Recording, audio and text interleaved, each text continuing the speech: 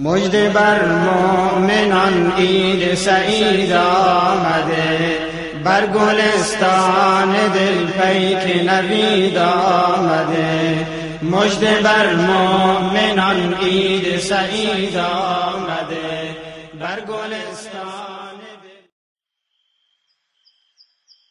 نمازهای عید یعنی عید رمضان و قربان نزد اهل سنت 2 رکعت است و طریقه ادای آن چنین است: اولا نیت که جای آن قلب است، یعنی با دل قصد میکند که 2 رکعت نماز عید قربان یا عید رمضان همراه امام میگذارد.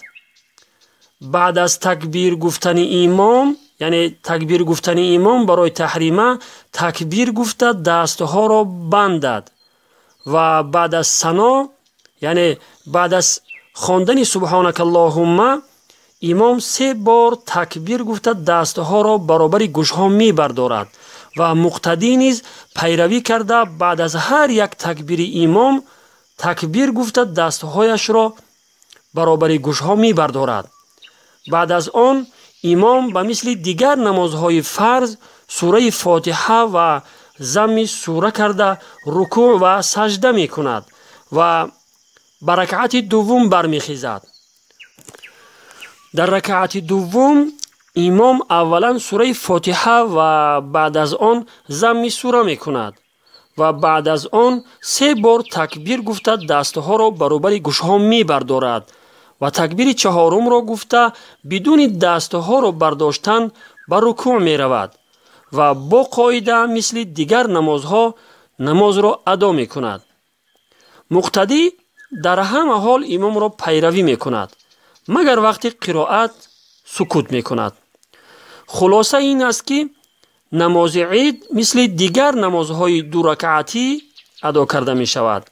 تنها فرق همین است که در نماز عید 6 تکبیر دیگر گفته می شود و در هر یک تکبیر دستها را برابر گوشها می بردارد.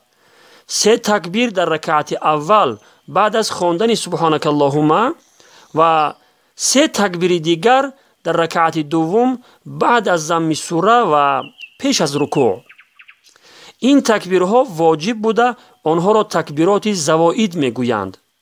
بعد از سلام دادن امام 2 خطبه می خواند و با همین نماز ادا می شود.